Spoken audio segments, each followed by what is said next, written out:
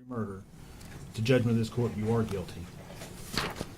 In count 2, a jury of your peers having found you guilty of first-degree murder and the perpetration of a felony, it's a judgment of this court, you are guilty.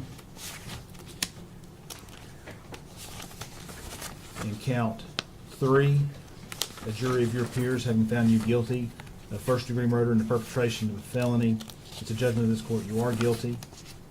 In count 4, a judgment of your peers having found you guilty of aggravated child abuse, it's a judgment of the court, you are guilty. In count 5, a jury of your peers having found you guilty of aggravated child neglect, it's a judgment of the court, you are guilty. In count 6, a jury of your peers having found you guilty of tampering with evidence, it's a judgment of the court, you are guilty. In count 7, a jury of your peers having found you guilty of false report, it's a judgment of the court, you are guilty. In count 8, a jury of your peers having found you guilty of false report, it's a judgment of the court, you are guilty. In count 9, a jury of your peers having found you guilty of false report, it's a judgment of the court, you are guilty. In count 10, a jury of your peers having found you guilty of false report, it's a judgment of the court, you are guilty. In count 11, a jury of your peers having found you guilty of false report, it's a judgment of the court, you are guilty. In count 12, a jury of your peers having found you guilty of false report, it's a judgment of the court, you are guilty. Count 13, a jury of your peers having found you guilty of false report, it's a judgment of the court, you are guilty. Count 14, a jury of your peers having found you guilty of false report, it's a judgment of the court, you are guilty. In count 15, a jury of your peers having found you guilty of false report, it's a judgment of the court, you are guilty. In count 16, a jury of your peers having found you guilty of false report, it's a judgment of the court, you are guilty. In count 17, a jury of your peers having found you guilty of false report, it's a judgment of the court, you are guilty. In count 19, a jury of your peers having found you guilty of abuse of a corpse, it's a judgment of the court, you are guilty. And in count 20, a jury of your peers having found you guilty of failure to report a death under suspicious, unusual, or unnatural circumstances, it's a judgment of the court, you are guilty. In counts 4 through 20, the jury did not assess a fine, so there'll be no fine assessed in those counts. Now we'll be in recess about 15 minutes. Thank you. Court stands in recess.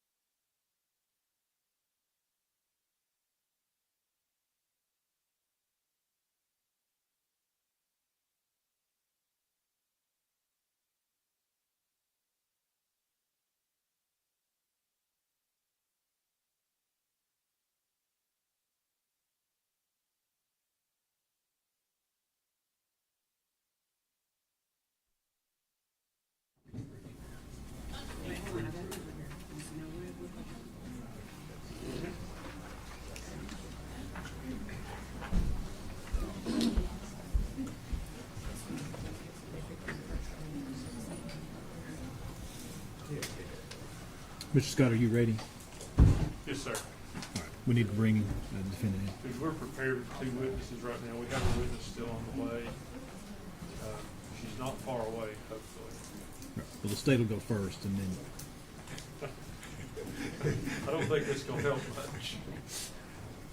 We're gonna draw it out. Yeah.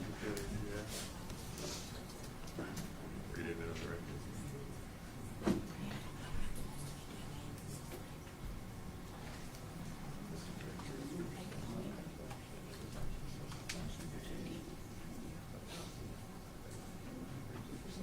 Yeah, well, yeah, we talked about that.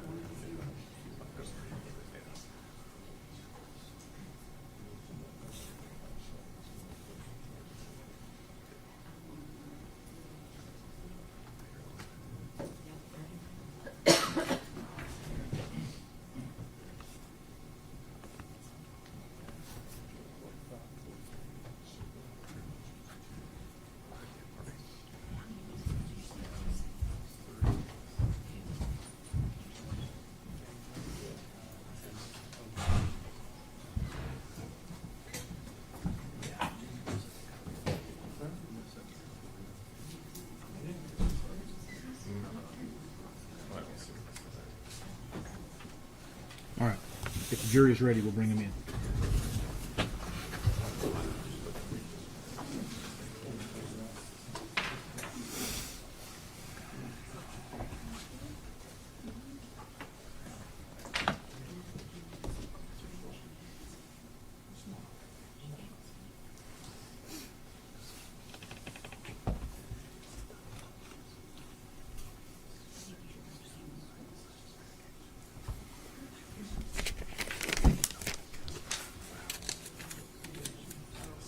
Judge, we approached.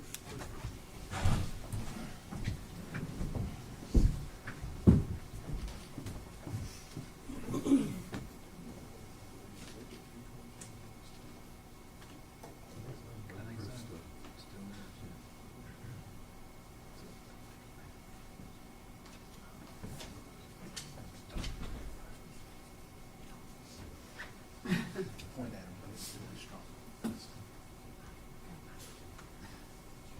No, I meant that. Oh, well, that's.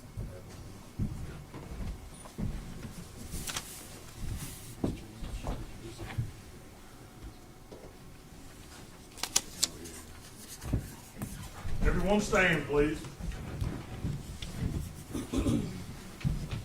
I gave it to you yesterday.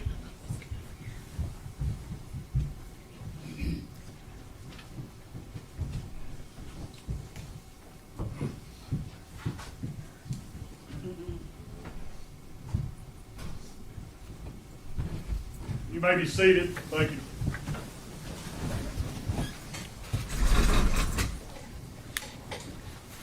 All right, General. Judge, the state would introduce it.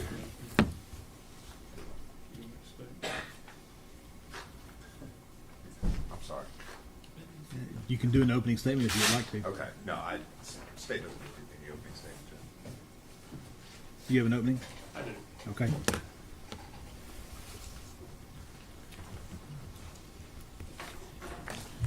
Ladies and gentlemen, although I may not agree with your verdict, I respect your verdict and respect you.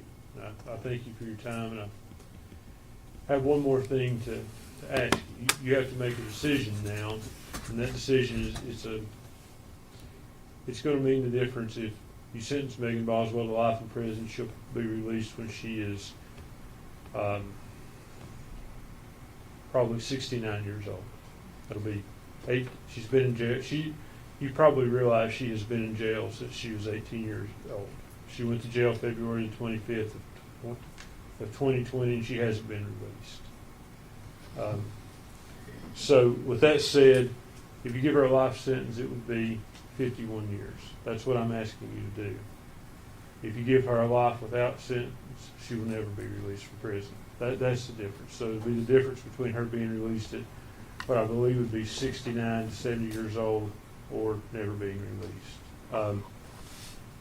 In doing this process, and Judge Goodwin will read you some very short jury instructions comparative to what you heard yesterday, You look at statutory aggravating factors and mitigating factors. And in this case, the state will submit the age of the child as the aggravating factor.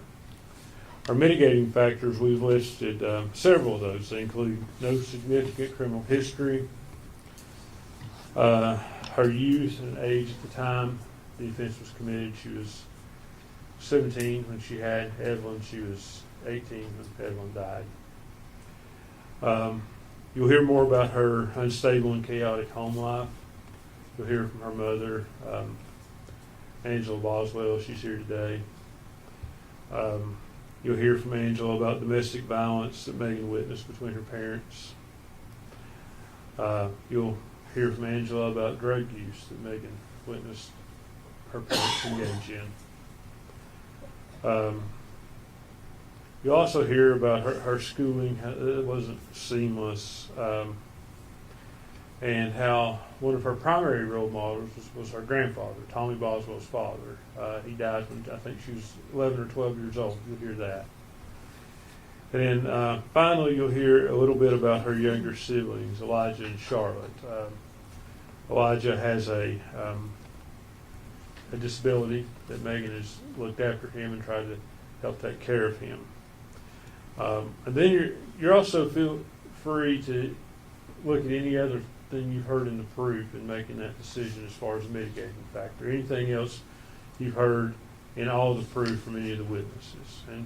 And also you'll probably hear from Gail Kite. You've heard from her once before, but you'll hear a little bit more from her about the shape Megan was in when she came into her home. And you'll hear from, we expect to call Mary Boswell. She is Megan's grandmother. I think most of you recognize the name Mommy at this point. You'll hear from her and what she witnessed and her participation in raising Megan. So it's a hard decision. It's not a light decision. You've made a hard decision already, and it's my hope that after you see this, you will come to the conclusion that maybe at 69 years old, it would be fair for her to be released from prison.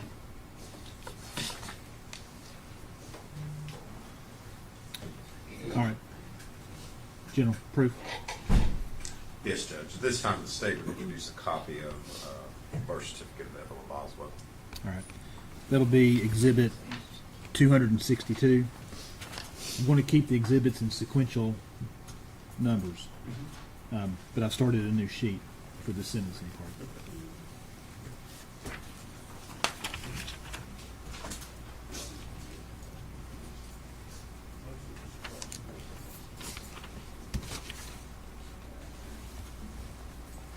It'll be Exhibit 262.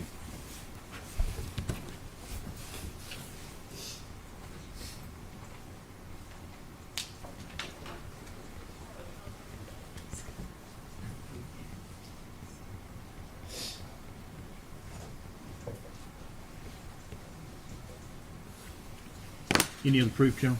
No, Judge. At the state address. All right. Mr. Scott? Should we call Angel Boswell? Angel Boswell.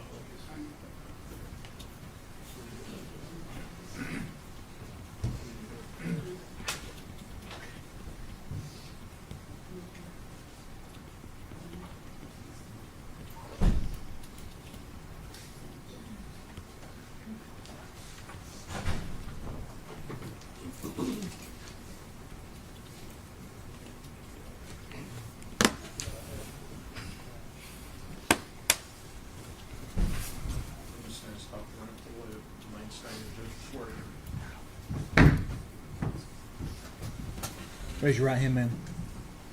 And state your name for me. Angela Boswell. You solemnly swear or affirm testimony you're about to give be the truth, the whole truth, and nothing but the truth, ma'am. Have a seat. If you'll pull the microphone down and talk straight into that microphone. Actually, you know what? I need to switch these.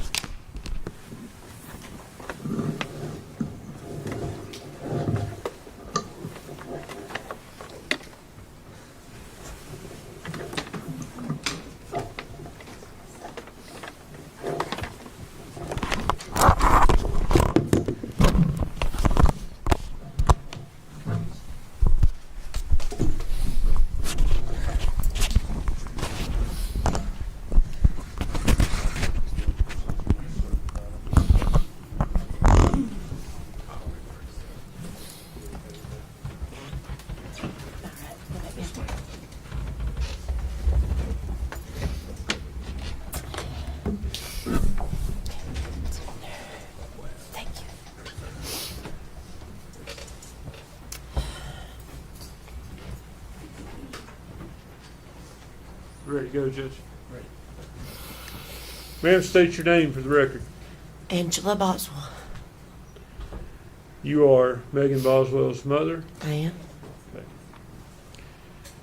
Ms. Boswell, you know the purpose of being here today. I do. I want to ask you some about Megan's home life and growing up, but I guess I want to ask you first a little bit about yourself. Okay. And I'm asking you these questions, Ms. Boswell. I'm not trying to embarrass you or cast any no, sir. aspersions. No.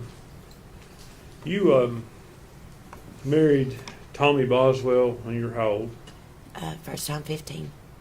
You speak into that microphone just a little more, please. The first time 15. And when did you become pregnant with your first child with him? I had my first in April and turned 16 in July. So, Okay, and who was that child? Tommy Jr. Okay. And then you had Megan at some point. How old were you when you had Megan? There's 8 years difference. I was almost 24. It's okay. So, let's talk about Megan's life growing up. Would it be fair to say that during her lifetime she's witnessed drug use between you and her father? Yes. What type of drugs? Opiates, mainly. Scoot up and speak into that so the jury can hear you. Opiates, mainly. Did that drug use lead to other problems? Yeah. Arguments, fighting, yes. Okay. You say there were Strife strife. is what it brings, yes. Non-stop. Is that something that went on pretty much her entire childhood Yeah. growing up? Yeah, from the time she was pretty little, yeah. Okay. Mm. Good. Now, did she witness fights between you and her father? Yes. Okay. I think at some point her father was convicted of aggravated assault and kidnapping. Yes. Were you the victim in that? Yes. Mm.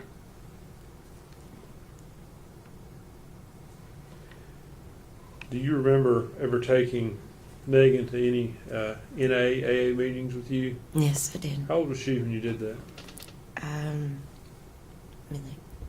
She was probably about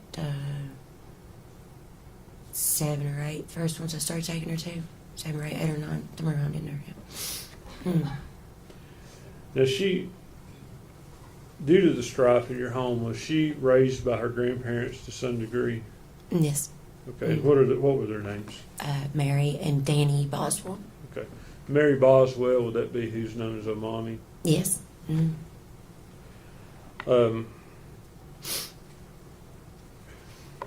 These problems, do you feel that it's partly your fault, the problems Megan's experienced? No, absolutely. Yes. Yes, absolutely. Now, unfortunately, your problems, that they went on up into, we saw a video in here of you being brought down from the jail to talk with her in 2020. Yeah. Mm. Yeah. So even up until the time she went to jail, you were in and out of jail. Yeah. Okay. Yes. I've been. Have you been convicted of numerous crimes? Yes. Now, have you managed to straighten up at this point? I have, yes. Are you hoping to? Yes. I pray every day and just, to do my best and try. I've learned the importance of a mother's role, but not for Megan, I didn't. All right. I failed her on that miserably. And you're here asking the jury to give her a sentence of life as opposed to life without? Yes. Yes. Maggie is, at her core, she is a generous, kind-hearted person. And through all Maggie's went through, Maggie still has potential. She was trying so hard. She didn't repeat my mistakes. Maggie learned from my mistakes. And she was trying to do better with Eve. She wasn't repeating. I think she got saddled with, you know, just because of my mistakes that she did those, and that was not it. That was not the case with Evelyn. Would it be fair to say she didn't have a good role model for the mother she No, be? no, she did not. Answer any of Ms. Massengill or Mr. Harper's Mm. questions. I don't have any questions, Judge. Thank you, Megan.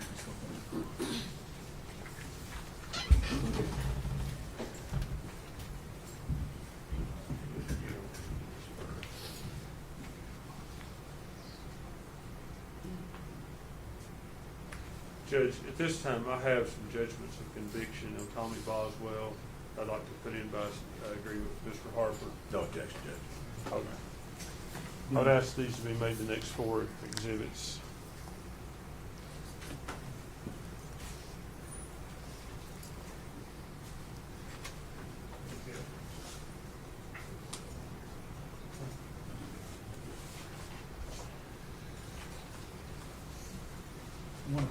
Mr. Scott, I want to enter the case number 61078 as exhibit 263. And the other 3 pages are 3 counts of the same case. So I'll make that a collective 264. What is that case number, Your Honor? 62497. Thank you.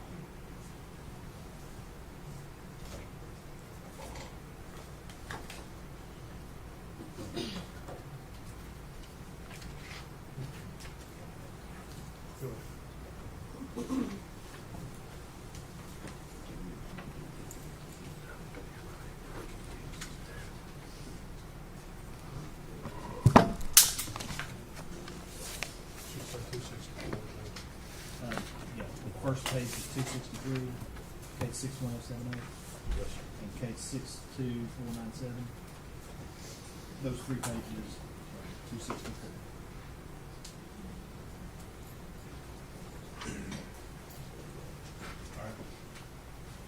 Your Honor, defense would call Gail Kite.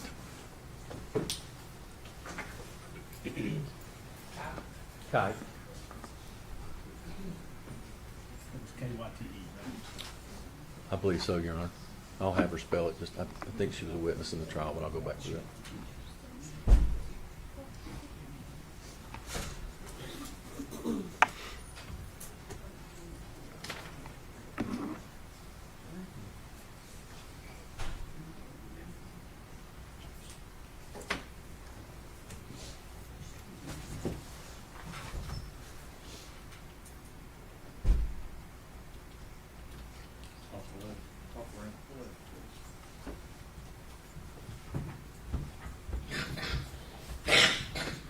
Raise your right hand and state your name for me.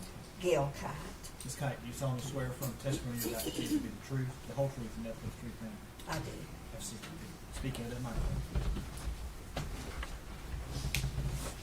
Ms. Kite, good morning. Good morning. Just so I make sure here, spelling your last name, is it Kyte? It is.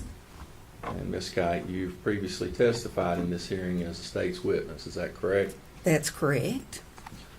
Well, thank you for coming back for this part of it. I know Ms. Boswell appreciates that. How long have you been working in foster care? 15 years. Do you remember when Megan Boswell came to you? I do. Do you recall what kind of shape she was in or state? She was in bad shape. She was one of the worst children that I'd brought in as far as neglect. What do you mean by that? She was very malnourished. She's very skinny. Her hair was matted to her head with lice. Impossible to even get a comb through. Okay. Well, when she came to you, were you given any background? I imagine in foster care you're given background or information of where this child is coming from. Were you giving any of that? I was. And what were you preparing for? In the intake papers, it mentioned trauma. It mentioned rape. Did it give you any background or any information about her family background or makeup? Not really. Okay. Now, you said she came to you with lice. What did you do to try to help Megan? Well, I took her to a beauty shop because there was no way to even begin to get a comb through. It was horrible. The beauty shop wouldn't touch it. They told me I offered to pay him $100 to go out back to cut her hair. And they said that they couldn't do it. Finally, the agency that we were with found a beautician that met me at a church that was willing to come in and give Megan a haircut. They gave her a bob, which looked really cute on her. But even after that we could get a comb through, it took close to 3 weeks, maybe a month, to get rid of the lice. Were just so bad. I had to get prescription medicine from the doctor. We got 2 bottles of that. I bought the comb that you run through that's supposed to kill the lice. And I know I practically traumatized the poor child because we'd go out on the porch and I'd run that comb through trying to make sure we got all the lice, and she'd sit there and tears would run down her hair. She got tired of me. It wasn't a pleasant situation. And then even when you do that, you still got to go through, you've got to thoroughly clean the bedding. Everything in the room has to be taken down, washed in hot water. But it was a rough time for her, very rough. And you may have said, but she came to you how old? She was 17 years old. She was pregnant. 17, pregnant, scared, didn't have a place to go. And you believe that she had been raped or violently sexually assaulted. Were you given any background or information about her family, her mom and her dad? I knew Mama was in and out of jail, and I knew her daddy owned a business. Okay. Were you able to come to the opinion that she essentially came from a dysfunctional family? I did. Okay. And how long did she stay with you? She stayed 4 months. When she came in, we got to work, got rid of the lice, got her registered for school. Where she was pregnant, she chose to do online schooling. She worked really hard getting her diploma. If a test didn't go right, she was on the phone the next day with the counselor getting it reset. I never had any problems trying to get her to do her schoolwork or anything. She hung with it. Did she ever cause you any problems, disciplinary-wise or anything like that? No, Never? no. And did she seem to be thriving in a structured environment? She did. She did. Was she making friends? She did. Did she seem to be progressing and coming out of the state she was in when she came to you? She very much so. And she was with you for 4 months. Did you form a bond with her? Oh, I did. We took up together immediately. It was during the winter. She learned me how to play card games. Winter days, we'd sit there and we'd play. Baby'd sleep. We'd play cards. But we formed a bond. Did you take her to doctor's appointments? I did. How did she seem to feel about becoming a mother? She was very excited. Did you have conversations with her about that? I did. Did she seem to fully understand her roles and responsibilities of what was going to be required of her? She did. Megan practically raised her younger sister Charlotte and her brother Elijah, she had plenty of experience with younger children. How did you know that? Well, mostly from conversations with Megan, and I could tell by the way she took care of Evelyn at the house. You know, she knew how to heat a bottle. She knew how to change the diapers. She got up when the baby cried. Did you ever have to tell her to do those things? No. Me and my husband never once woke up those 4 months when Evelyn woke up in the middle of the night. Megan would take care of her very well. And I asked you, and I want to clarify that, if you ever took her to doctor's appointments, she was with you when she was with you. She came to you pregnant. Did you go to the prenatal appointments? I did. And did you go to follow-up appointments with Evelyn's pediatrician? I did. Okay. So you were involved through the whole process, really? Those 4 months, yes. Okay. At some point in time, was Megan taken from your home and placed back somewhere else? She done trial visits to go back to Tommy's. Okay. There was a process in the foster care system. I understand. She done weekend visits, or at first it was just visits, and then it led to weekend visits. How did she feel about that? She seemed okay with it. Eventually, was Megan placed back in the custody and care of her family? She was. She went back to Tommy's house. Tommy, you mean her father? Yes, Okay.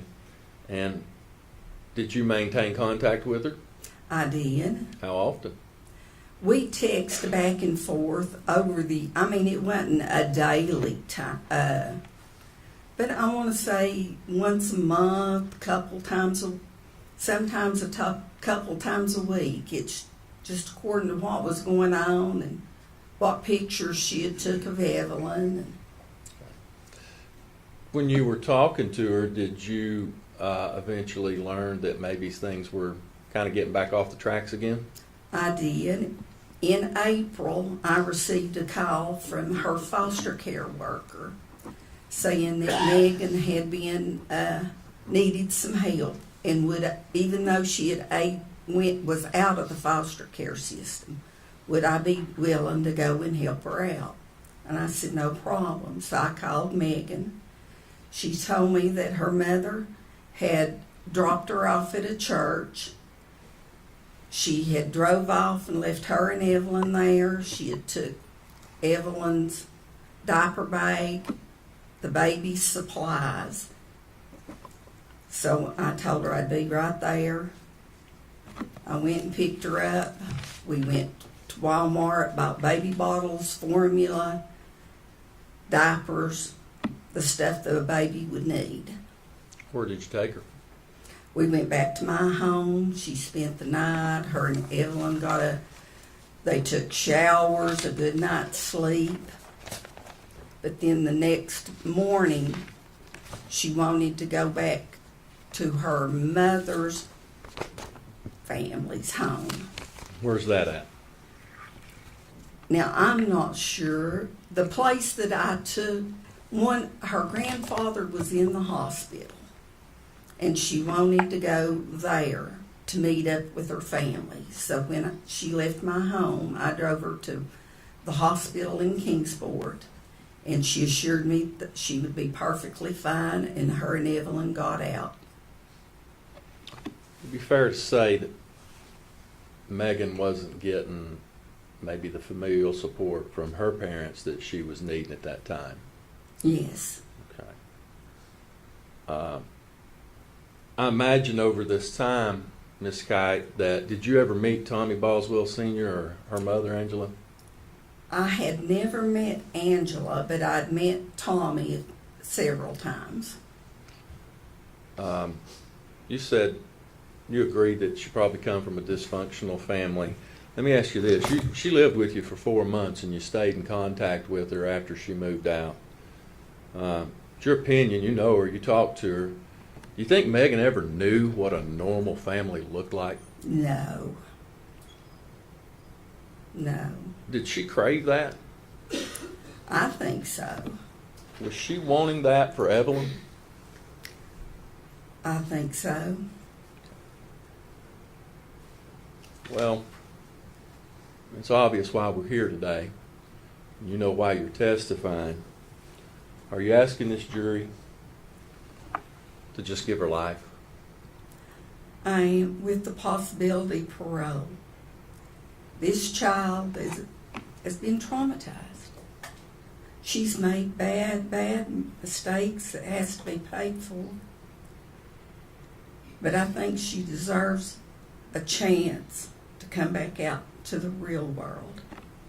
I don't think she's irredeemable. I think she can become a functioning citizen.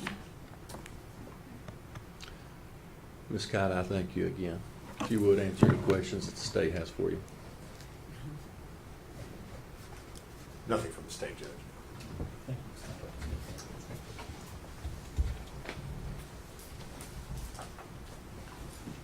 you. Judge, we call Mary Boswell.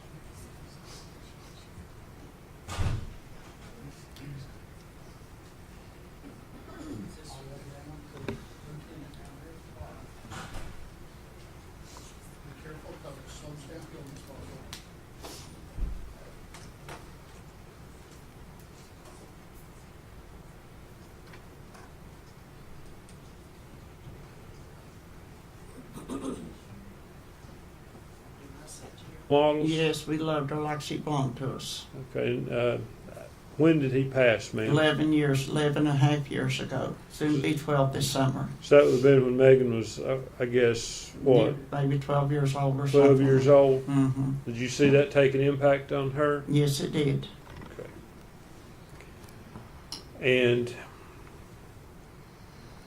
are you here asking this jury for leniency today? Yes, sir, I am. Asking them not to give her a sentence of life without parole? I hope they don't, sir. I love her like she's. I hope they don't give her the sentence like that.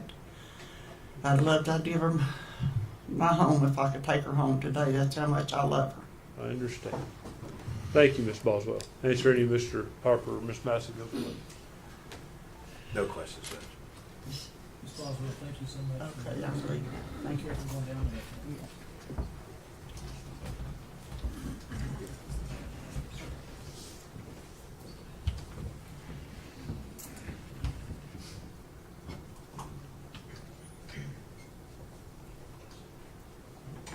Can I sit out here that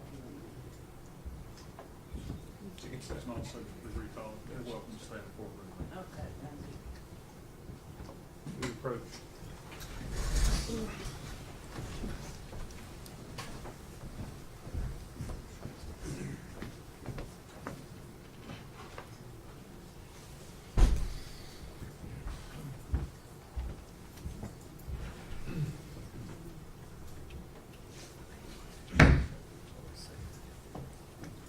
Ladies and gentlemen, I'm gonna have you go with the officer for just a minute.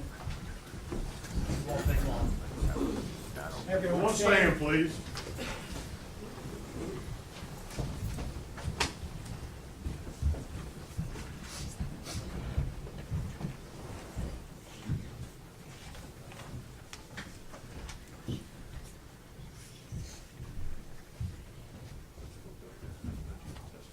You may be seated. Thank you. Can I approach?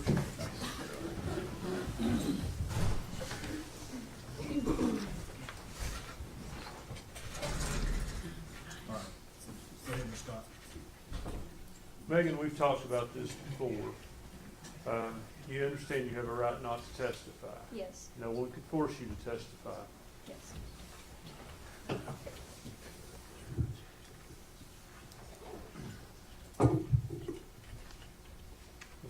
over since we didn't have the microphone up. Megan, you understand you have a right not to testify, and if you don't testify, the jury may not draw any inferences from that failure to testify. Do you understand that? Yes, Likewise, you have a right to testify. No one could keep you from testifying if you wanted to. yes, After consulting with me, Mr. Horn, and talking about your case and hearing what's happened here in court and all the evidence, do you wish to testify or not? no, You do not wish to testify? I do not wish to testify. And Ms. Boswell, you're still under oath from yesterday or the day before. You understand that? Yes, sir.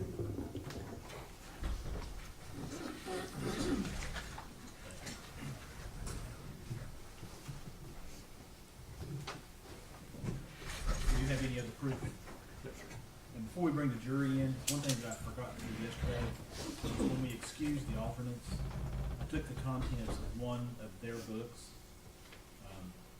and the cover page, and I gave that to the court reporter, and that would be designated as Exhibit A, the letter A, for identification only, so that it's part of the record as to what those notebooks were that they took back.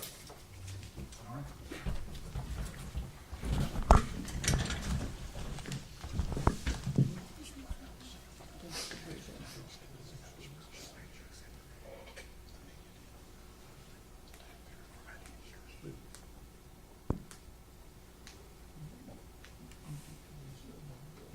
Does he have copies?